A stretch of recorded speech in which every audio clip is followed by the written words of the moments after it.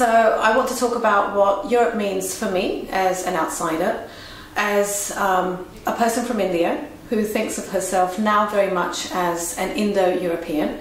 I've been living in different countries in Europe for the past 40 years, and I think I've benefited hugely from that experience. When I was 7 years old, I came to the UK and I learnt French and German.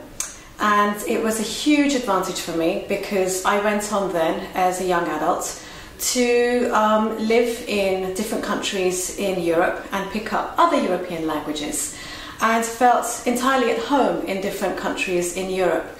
So I relate to Europe now very much as an outsider-insider, as someone who has benefited from the cosmopolitanism of Europe, the multiculturalism, the incredibly interesting intertwined history where different nations and cultures have evolved through that common contact with one another. If one looks at the history of Britain, for example, you can't think of being British without remembering the role of the Romans, the Vikings, the Danes, the many different nations who came here, made it their home, through a variety of reasons, but which make up that incredibly complex multicultural personality of Britain and of Europe. There are also a number of other aspects of Europe which I benefit from in an everyday basis. In my work, for example, the promotion of climate change. Britain has a much stronger voice on existential issues such as climate risk through its membership of the European Union. In the larger world, countries like Britain are seen very much as yesterday's powers, but because of their membership of the wider family of European nations, they are still regarded with respect and having authority on issues. Certainly climate, but also on a variety of issues connected with minority rights and human rights. These are issues that I hold very dear.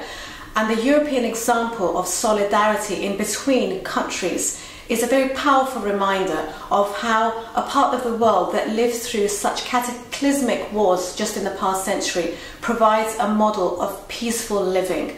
I think that Europe can continue to provide good examples of human rights, secularism, democracy at a time of tremendous challenges.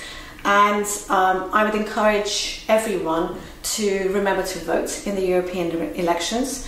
As a Londoner now, I feel dissatisfied that we don't know as much about Britain's role in Brussels in an informed and accurate way, and about who our constituencies are represented by, so who are members of the European Parliament. And I think it's our responsibilities to find out, but equally it's the responsibilities of the politicians who go to Brussels in our name to be much more visible and engaged with their constituents. So we need to hold them to account, but they need to make themselves accountable to us too.